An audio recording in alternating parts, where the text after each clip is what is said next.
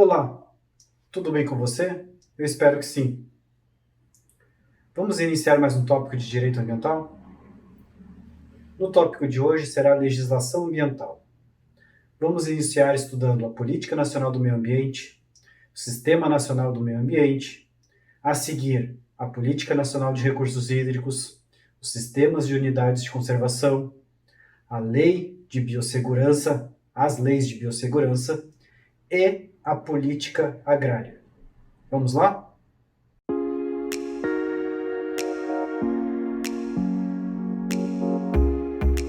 Legislação ambiental. No Brasil, apesar de ser signatário de vários tratados internacionais, convenções e estar na Constituição a proteção do direito ambiental, essa proteção se efetiva com a criação de regras, porque nesses outros documentos, na Constituição e nos tratados, são criados, elaborados princípios, e as regras é que vão dar efetivação a esse direito. Há várias leis sobre a matéria, mas não existe uma legislação compilada, não existe um código ambiental no Brasil. A legislação mais importante que tem é a Política Nacional do Meio Ambiente. Ela foi criada pela Lei 6.938, de 1981, e é a Lei Geral Ambiental, e se aplica subsidiariamente em todas as áreas. As leis ambientais têm uma característica porque apresentam uma estrutura de capítulos com conceitos, princípios, objetivos, diretrizes e instrumentos. Bem categorizado. Isso é para quê? Para facilitar o aplicador da lei a entender e compreender o que é cada instituto.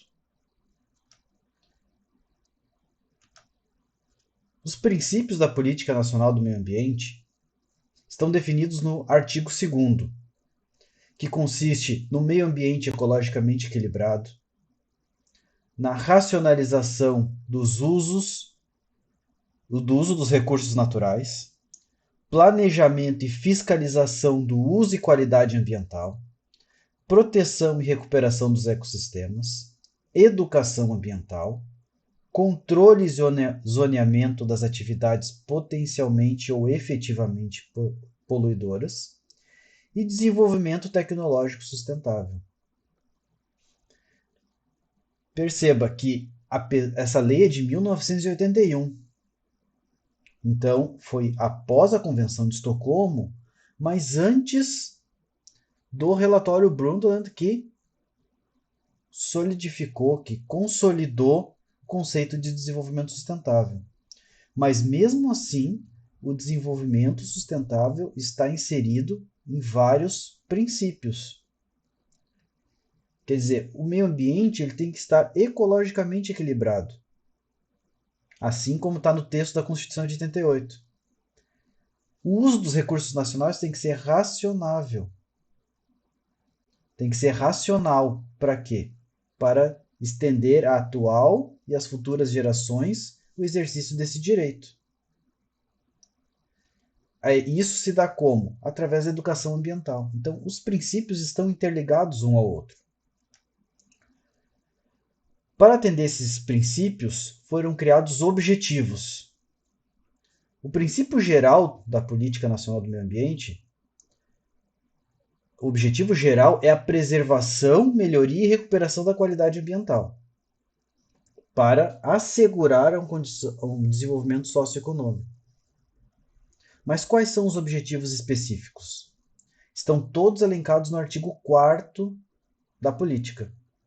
Compatibilizar desenvolvimento econômico, socioeconômico com a preservação ambiental, definir as áreas prioritárias das ações governamentais, estabelecer critérios e padrões de qualidade ambiental, desenvolver pesquisas e tecnologias nacionais, difusão dessas tecnologias, preservar e restaurar os recursos ambientais, impor ao poluidor o dever de recuperar e reparar o meio ambiente, e o dever do usuário pagar pelo uso dos recursos naturais. Quer dizer, estamos diante aqui do princípio do poluidor pagador, e do usuário pagador. Apesar de estar dentro dos objetivos específicos, também há princípios aqui, mas aqui eles estão uma carga mais de regra, eles impõem uma conduta ao cidadão. E como que funcionam os instrumentos dessa política para efetivar esse direito? Esses direitos são criados princípios, objetivos e tem que efetivar. E ele se efetiva como? Através de instrumentos, que poderão ser jurisdicional, civil e penal, e não jurisdicional, administrativo. Os instrumentos jurisdicionais se dão através da tutela ambiental penal, dos crimes ambientais, e a tutela civil se dá através de ações de reparação, de ação civil pública, ação popular. São espécies de ações para a proteção desses bens difusos, de bens ambientais. E a tutela não jurisdicional é a tutela administrativa. Isso se dá como? Através do poder de polícia do Estado, de fiscalizar se está sendo cumprido as determinações ambientais especificadas pela lei, e através do licenciamento ambiental. É onde o Estado fiscaliza se aquela atividade, se aquele empreendimento irá atuar conforme a legislação permite. As infrações ambientais, elas podem ser cometidas tanto por pessoa natural ou pessoa jurídica. A legislação penal dificilmente se aplica à pessoa jurídica. Ela está direcionada para a pessoa física, que é a pessoa que vai praticar a ação, vai praticar o crime. A pessoa jurídica, elas estão sujeitas à responsabilidade administrativa, civil e penal. Então, a pessoa jurídica ela vai responder tanto civilmente como criminalmente. E essas infrações vão ter uma condição econômica. As penas poderão ser privativas de liberdade para o administrador da empresa, restritiva de direitos e multa para a pessoa jurídica. Então, a Política Nacional do Meio Ambiente, ela ampliou o sujeito passivo nos crimes ambientais, não se restringindo apenas à pessoa natural, mas à pessoa jurídica também. A Política Nacional, nas infrações, ela define penas de multa, simples ou diária, perda ou restrição de benefícios fiscais, perda ou suspensão de linhas de financiamento e até a suspensão da atividade. Ou seja, a política cria instrumentos para fazer com que as pessoas cumpram a legislação ambiental coercitivamente. Ainda, como se trata de competência comum, todos os entes da federação poderão fiscalizar e aplicar a legislação ambiental, inclusive no poder de polícia estatal aplicar as infrações. Quer dizer que todos eles podem atuar conjuntamente? Existem as suas áreas, conforme vai se ver no licenciamento ambiental. Cada instituto, cada órgão público aplica, tem a sua competência. Só que essa competência, na inércia desse órgão, automaticamente um órgão pode atuar de maneira supletiva para não deixar de tutelar o meio ambiente. Quais são os instrumentos criados pela Política Nacional do Meio Ambiente? Estabelecimento de padrões de qualidade ambiental, zoneamento ambiental, avaliação de impacto ambiental, licenciamento ambiental, fomento de tecnologias, criação de áreas de proteção ambiental, um sistema nacional de informações sobre o meio ambiente. Vejam, é para classificar o território brasileiro através do zoneamento, avaliar os impactos que cada empreendimento atua dentro desse território. Isso se dá através de um licenciamento para autorizar essa atividade. E vai ser estabelecido padrões de qualidade. O padrão que a água deve ter, o padrão que o solo deve ter, o padrão que o ar deve ter. Com isso, estabelecendo esses padrões, vai obrigar as atividades econômicas a manterem esses padrões. Isso se dá como? Com esse Sistema Nacional de Informações. Vai ser tudo coletado, compilado, para fornecer as informações ao poder público tomar as decisões de como atuar para proteger melhor o meio ambiente. Ainda vai haver um cadastro técnico federal de atividades e instrumentos de defesa do meio ambiente. Vai ser penalidades também diante desse não cumprimento dessas obrigações ambientais. Instituição de um relatório de qualidade ambiental, que é emitido regularmente. Garantia de prestação e informação relativa ao meio ambiente. Cadastro de atividades potencialmente poluidoras ou utilizadoras de recursos ambientais. Isso se dá pelo Conselho Nacional do Meio Ambiente. E instrumentos econômicos, como concessão florestal, servidão, seguro ambiental e outros. Quer dizer, para tornar esses espaços, porque essa lei 6.938 também cria esses espaços protegidos. Então, para explorar, para proteger esses espaços e explorar de certa maneira, é realizada a concessão florestal. O Sistema Nacional do Meio Ambiente, ele é criado também pela Lei 6.938 e consiste em juntar, fazer um conjunto desses entes administrativos da União, dos estados, do município e do Distrito Federal, para quê? Para que possam administrar a fiscalização, a deliberação, execução, melhoria da qualidade e da política ambiental. Porque todos esses entes se juntam nesse sistema nacional para quê? Para compartilhar informações, compartilhar dados para ver uma melhor fiscalização, melhorar a qualidade ambiental e com que a política ambiental se aperfeiçoe. Então, é a competência comum material administrativa, lá do artigo 23 da Constituição, para dar efetividade a essa competência, se dá através de órgãos ambientais. E que órgãos seriam esses? Seria um órgão superior, que é o Conselho de Governo, um órgão consultivo e deliberativo, que é o CONAMA, um órgão central, que é o Ministério do Meio Ambiente, órgão executor, que é o IBAMA e o ICMBio, Instituto Chico Mendes, e os órgãos seccionais nos estados e órgãos locais, que são nos municípios, estão localizados no município. O que seria, então, um órgão superior? Esse órgão superior é o Conselho de Governo.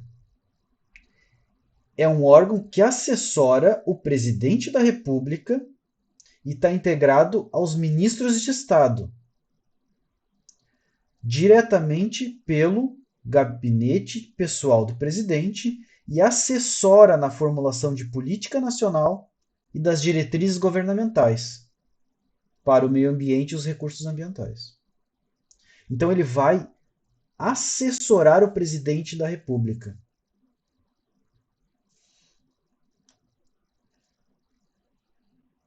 O Conselho Nacional do Meio Ambiente, ele é uma autarquia federal. E ele está vinculado ao Ministério do Meio Ambiente. Ele tem uma personalidade jurídica de direito público com autonomia administrativa e financeira. E ele é dotado do poder normativo, regulamentar, no âmbito federal. Quer dizer, as resoluções do CONAMA, eles têm um caráter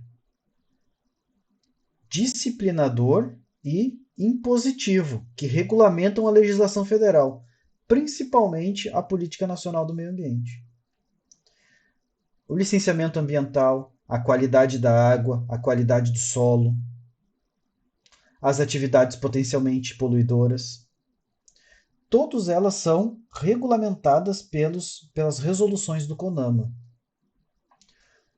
O órgão central, quer dizer, esse gabinete, esse conselho, que está ligado diretamente ao presidente da República, ele tem um caráter mais político.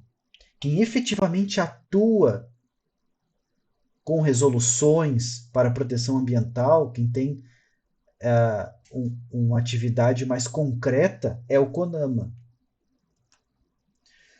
Então, ele tem por objetivo assessorar, estudar e propor ao Conselho de Governo diretrizes políticas governamentais para o meio ambiente e recursos naturais, e deliberar no âmbito de sua competência sobre normas, padrões compatíveis com o meio ambiente ecologicamente equilibrado e essencial à qualidade de vida. Ou seja, o CONAMA ele assessora e apresenta ao Conselho de Governo esses estudos que eles fazem sobre essas matérias.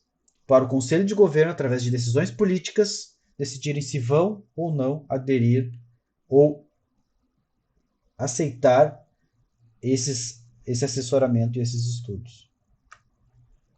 O Ministério do Ambiente é o órgão central.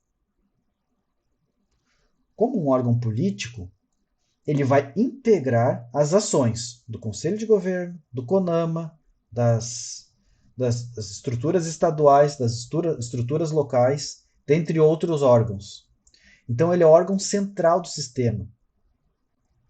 E ele tem por objetivo o planejamento, coordenação e supervisão e controle da Política Nacional do Meio Ambiente e das diretrizes fixadas para o meio ambiente. Quer dizer, o CONAMA apresenta propostas, o Conselho de Governo aceita e é o Ministério do Meio Ambiente que vai supervisionar e controlar se está sendo aplicado isso. Se está compatível com a Política Nacional do Meio Ambiente. É o Ministério do Meio Ambiente que vai fazer todo esse sistema funcionar. Então, ligado ao Ministério do Meio Ambiente, estão todos esses órgãos. CONAMA, Conselho Nacional da Amazônia, Conselho de Gestão do Patrimônio Genético, Conselho Deliberativo do Fundo Nacional do Meio Ambiente, Comissão de Gestão de Florestas Públicas, Comissão Nacional de Florestas e outras 5 secretarias. A Lei de Organização do Estado, ela determinou a função do Ministério do Meio Ambiente e atrelou todas essas comissões e conselhos ao Ministério do Meio Ambiente.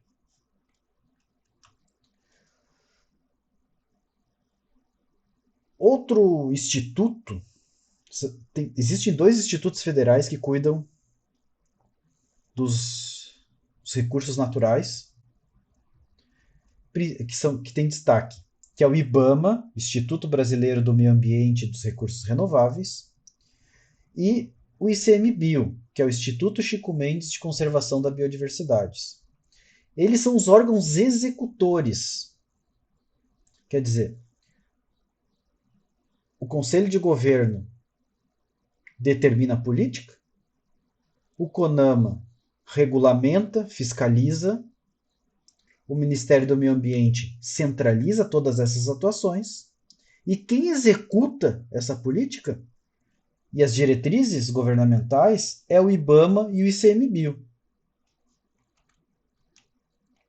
O IBAMA, assim como o CONAMA, ele tem natureza de autarquia federal em regime especial. E ele é vinculado ao Ministério do Meio Ambiente. E ele executa a política, diretrizes do governo, fixadas para o meio ambiente e fazer executá-las, pois esse órgão ele tem um poder de polícia, porque ele concede o licenciamento ambiental e fiscaliza se está sendo cumprido o licenciamento. Também o IBAMA, ele fiscaliza se os recursos ambientais estão sendo explorados da maneira correta. Ele fiscaliza se os recursos ambientais estão sendo preservados, porque tem certos recursos que podem ser explorados e outros não. E é ele que fiscaliza isso. Ao conceder o licenciamento ambiental, o IBAMA é o órgão mais importante da implementação dessa legislação ambiental.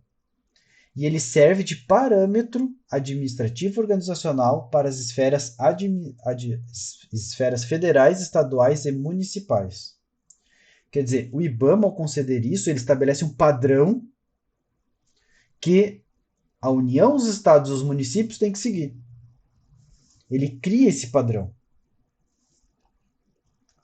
O ICMBio, ele tem características semelhantes, mas função diferente. Ele também é uma autarquia federal, ele tem autonomia financeira e administrativa, mas ele administra as unidades de conservação federal e executa as ações e exerce o poder de polícia ambiental nessas unidades de conservação criadas pela União. Ele vai proteger as unidades de conservação. Os órgãos seccionais, eles são órgãos e entidades criados pelos estados e o Distrito Federal. Então, eles atuam dentro de um estado e são fundamental para a implementação da Política Nacional de Meio Ambiente. Porque o Brasil é muito grande e ele precisa de órgãos locais, regionalizados, para fiscalizar melhor, de mais perto isso.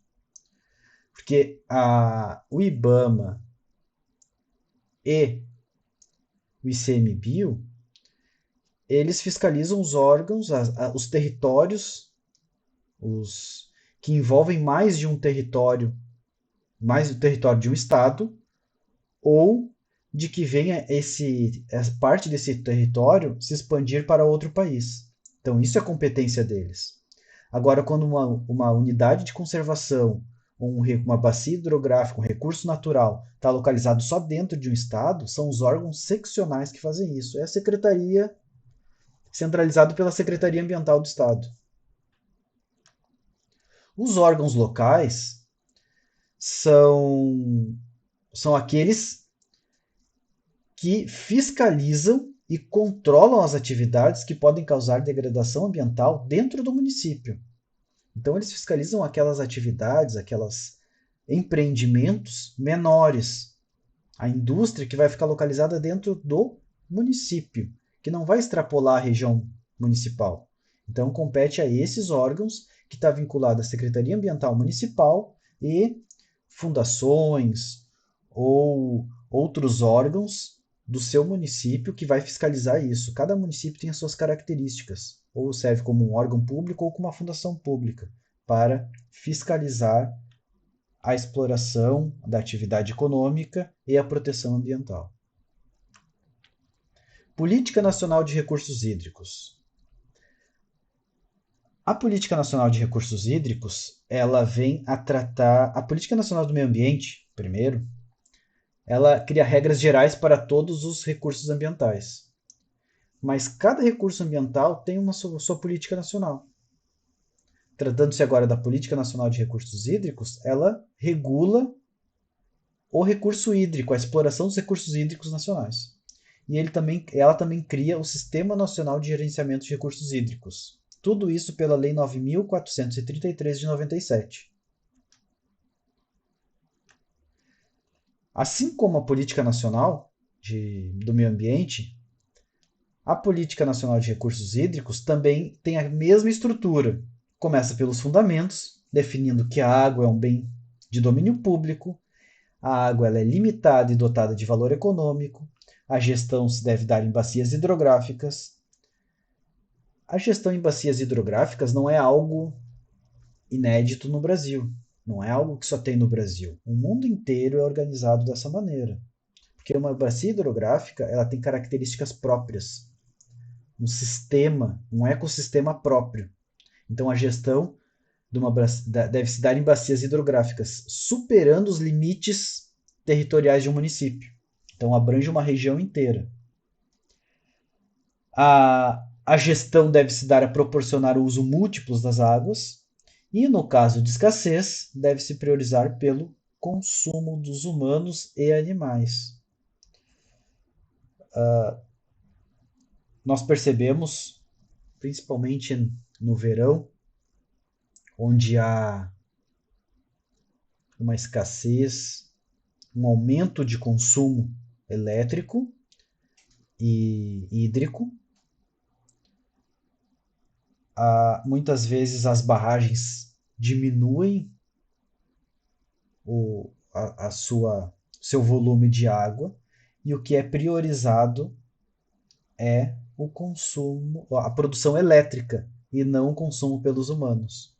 Então, diante de uma situação dessa, que instrumento será utilizado? Uma ação civil pública, uma ação popular. Para quê? Porque está prejudicando um direito difuso. Então, veja, a Política Nacional de Recursos Hídricos se utilizando de um instrumento da Política Nacional do Meio Ambiente. A gestão também deve se dar de maneira descentralizada, com a participação do poder público, dos usuários e da comunidade. Então, todos devem participar dessa gestão dos recursos hídricos. Na hora de decidir, a decisão tem que ser coletiva. Quais são os objetivos dessa política? O uso sustentável da água, o uso racional e integrado dos recursos hídricos, a prevenção e a defesa contra eventos hidrológicos críticos de origem natural decorrente do uso inadequado dos recursos naturais. Nós vemos, principalmente no verão brasileiro, grandes catástrofes que acontecem, são os chamados eventos críticos, decorrência das chuvas e do volume de água. Então, faz parte dessa legislação prever e defender contra esses eventos. É fato que o Brasil, a União, os estados e municípios não conseguem atuar de maneira tão efetiva com relação a isso, mas deveriam. E outro objetivo é incentivar e promover a captação, a preservação e o aproveitamento das águas pluviais, que são essas águas das chuvas. Aproveitar isso para o consumo humano, o consumo dos animais. Não desperdiçar e largar tudo, deixar a chuva arrastar tudo pelo caminho que ela passa. Como que se vai se dar essa gestão? Através de instrumentos. Qual? Plano de recursos hídricos, enquadramento dos corpos de águas em classes, outorgas do direito de uso, cobrança pelo uso, compensação a municípios e o sistema de informações de recursos hídricos.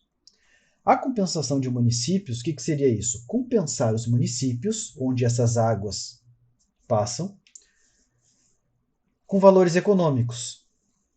Por quem? Pelos usuários das águas. Só que isso foi vetado.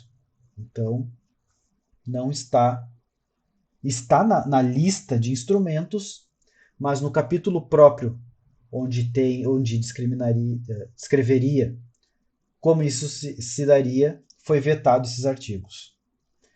Como que se faz a gestão? Através de um plano. Esse plano vai dizer como que essa água pode ser explorada, o enquadramento dos corpos d'água, o que seriam. Para explorar esse recurso natural, tem que dizer que essa água tem determinada característica, essa água tem outra característica e essa água outra característica, de acordo com o volume de água e aonde ela percorre. Enquadrando esses usos, é possível outorgar um direito de uso, porque onde tem pouca água não pode ser altamente explorado, tem que ser explorado de maneira superficial, de maneira mínima. E aonde o volume de água é maior, ali pode explorar de maneira mais acentuada. Com o objetivo de quê? De não tornar inviável o uso múltiplo das águas. E também existe a possibilidade de cobrança pelo uso. Cobrar pelo uso da água. Apesar de nós pagarmos uma conta de água, a fatura vem todo mês nas residências, nós pagamos pelo tratamento da água, não pelo uso do recurso hídrico. Então, como não pagamos pelo uso do recurso hídrico, nosso uso é gratuito. Isso ainda não foi, apesar de ser um instrumento previsto, ainda não foi regulamentado. Outra característica é o enquadramento dos corpos das águas em classes. É feito pelo CONAMA, Resolução 357, e ele classifica em água doce, salgada e águas. Dentro dessas águas são as águas potáveis e não potáveis, descrevendo característica de cada um. Então, esse é o enquadramento das águas, realizado pelo CONAMA. Sistema Nacional de Unidades de Conservação. O que seria isso? É o SNUC. Ele estabelece critérios e normas para a criação, implantação e gestão das unidades de conservação.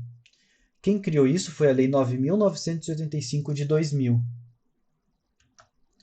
Unidade de conservação é o espaço territorial e seus recursos ambientais, incluindo águas jurisdicionais com características naturais relevantes, legalmente instituído pelo poder público com objetivo de conservação e limites definidos, sob o regime especial de administração, ao qual se aplicam garantias adequadas de proteção. Então, são espaços para proteção. Então, há várias unidades de conservação onde forma esse sistema. E essas unidades de conservação podem ser estaduais, federais e municipais. E é possível a utilização econômica dessas unidades. O que não pode é alterar a característica dela. É permitido, por exemplo, fazer ecoturismo, mas não pode fazer um loteamento. Isso é permitido pelas unidades de conservação.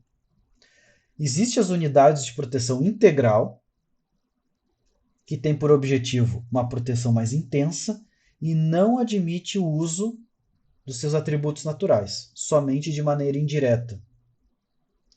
E existem as unidades de uso sustentável.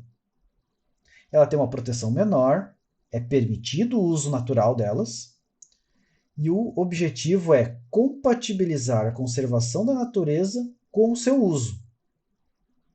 Então, existem dois tipos de unidades, um mais protegido e um menos protegido, mas os dois são protegidos.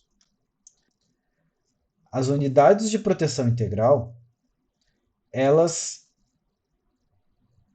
são divididas em categorias. A estação ecológica e reserva biológica, elas não admitem a presença humana. Então, é para proteção integral, intensa. Já, aqui está errado, é só o Parque Nacional, ela admite a presença humana, que diferencia das outras áreas de proteção mais restritivas. Ela admite a presença humana, mas ela não admite a sua exploração econômica.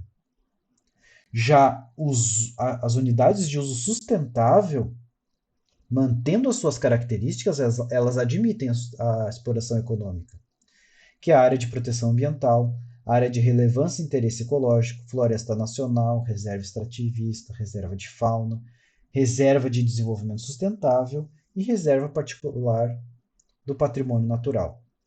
Elas admitem esse tipo de exploração. Muito importante, para a criação e ampliação dessas unidades de conservação, ela pode se dar por qualquer instrumento jurídico, através de um decreto do Poder Executivo, através de lei ou de decreto do Poder Legislativo, admitindo até sentença ou acórdão para isso. Agora, a extinção ou redução dessa área se dará somente por lei específica. Então, para criar unidade, para proteger mais, é possível por qualquer instrumento. Agora, para restringir, só por lei específica, pelo processo legislativo próprio.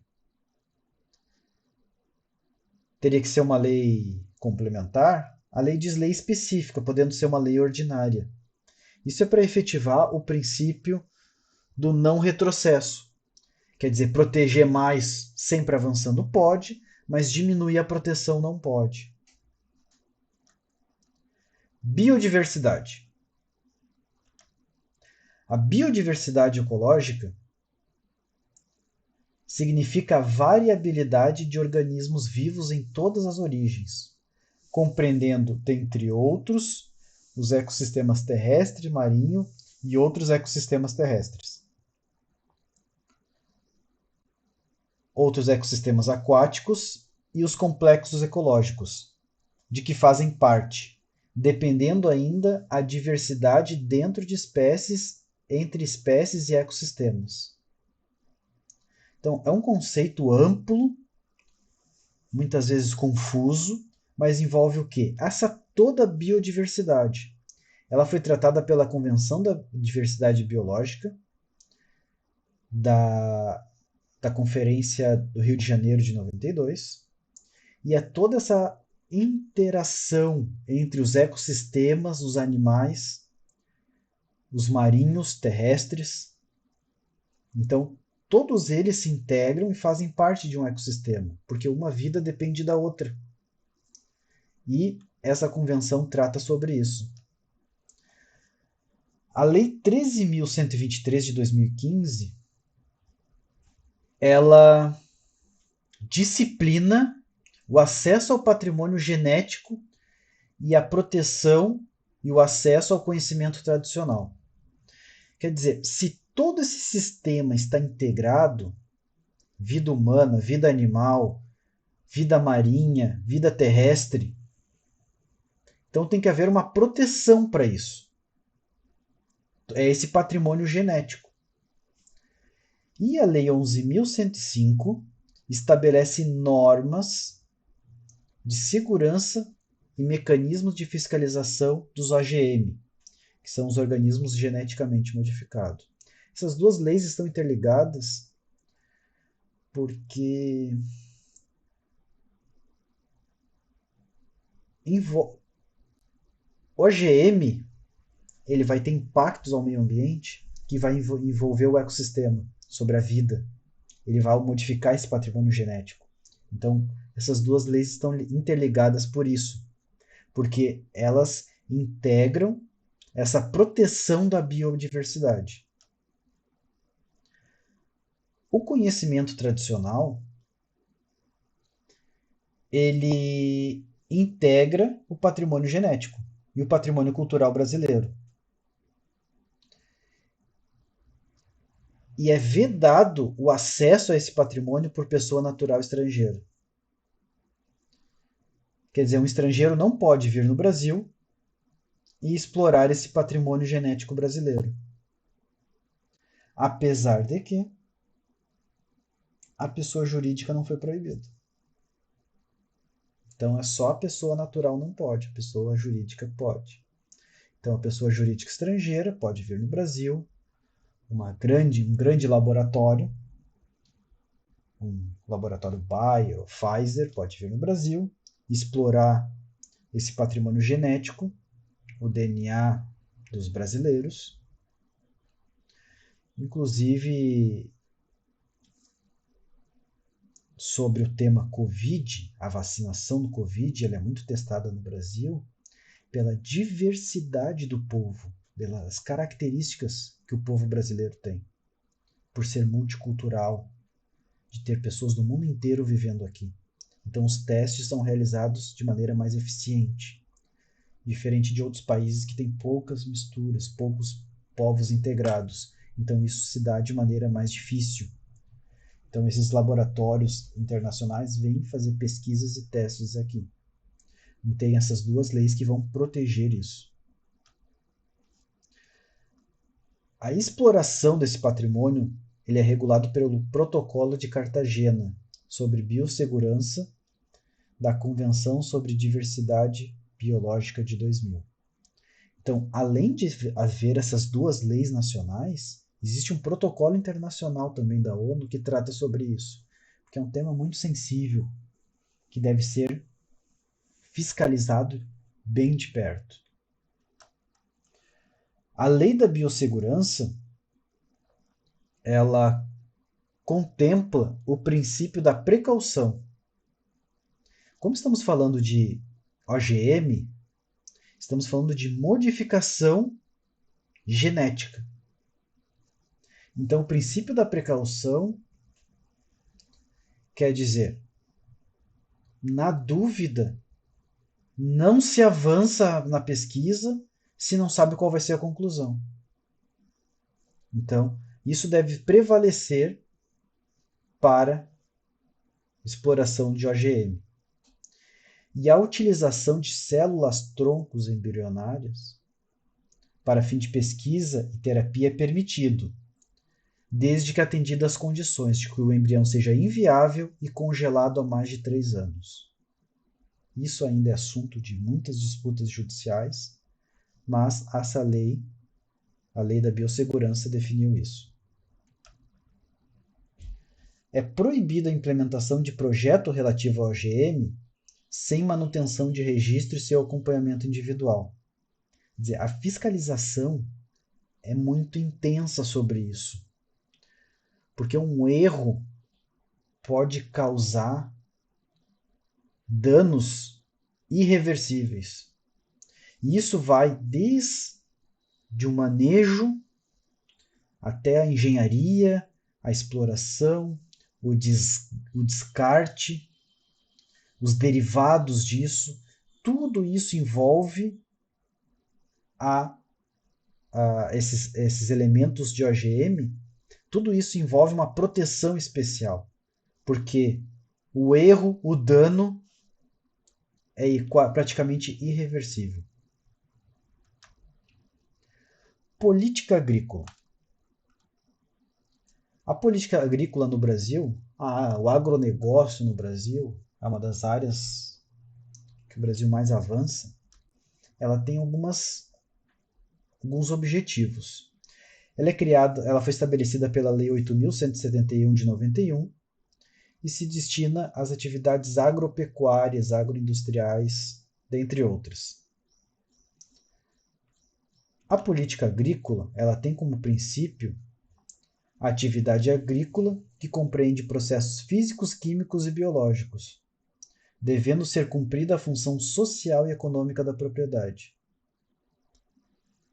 Se cumpre a função social e econômica, aqui nós estamos falando do desenvolvimento socioeconômico.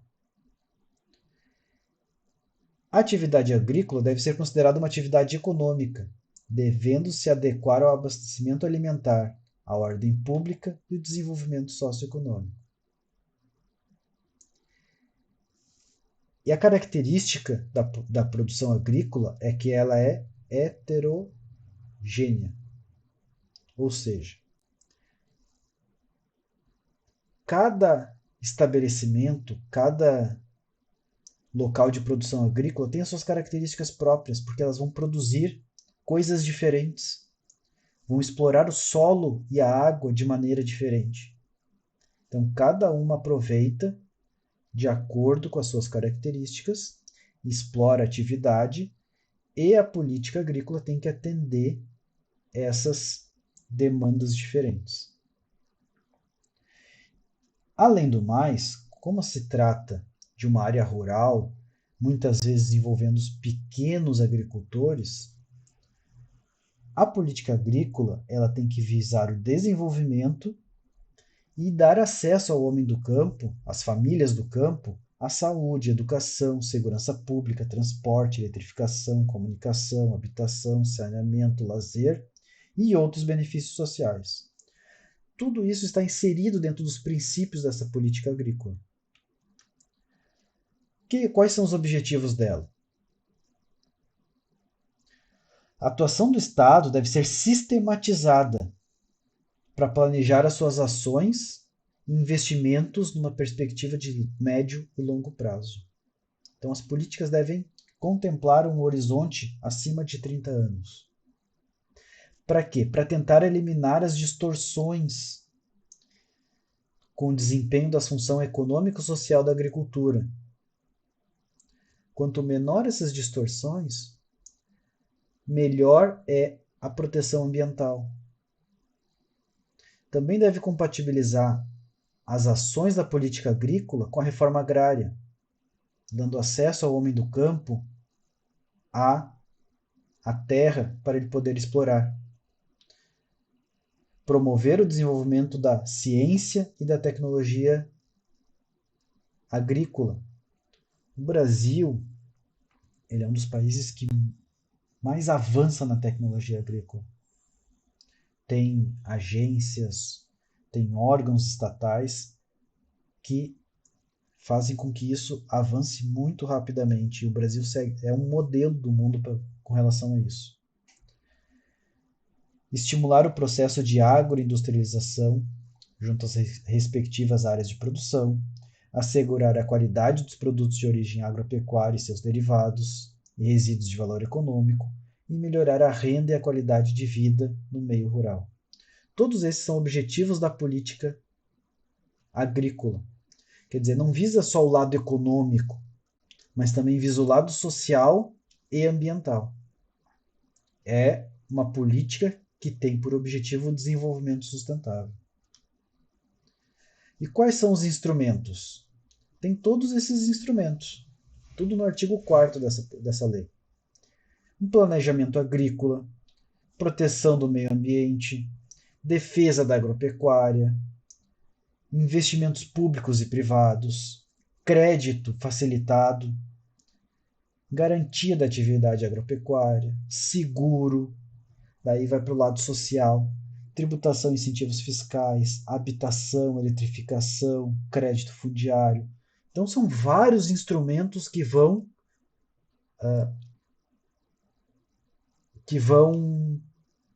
incentivar a indústria agropecuária. Resumindo, a Política Nacional do Meio Ambiente ela é a Lei Geral Ambiental Brasileira. O CISNAMA é um sistema de órgãos para a gestão desse meio ambiente. E como existe uma lei geral, existem leis específicas para cada recurso natural, para cada exploração. Isso se dá, por exemplo, com a Política Nacional dos Recursos Hídricos, que ele é um subsistema ambiental que determina como se deve gerir as águas. O Sistema Nacional de Unidades de Conservação, ele integra tanto a Política Nacional de Recursos Hídricos, Política Nacional do Uso do Solo, o CISNAMA, Política Nacional do Meio Ambiente, e vai administrar tudo isso nessas áreas de proteção. As leis sobre biodiversidade visam proteção do patrimônio genético e a política agrícola para fomentar o agronegócio no território nacional. Então, como você deve ter percebido, o tema é muito amplo e tem muito que se estudar. O objetivo dessa aula não era exaurir a matéria, mas sim inserir você nessa área de estudo.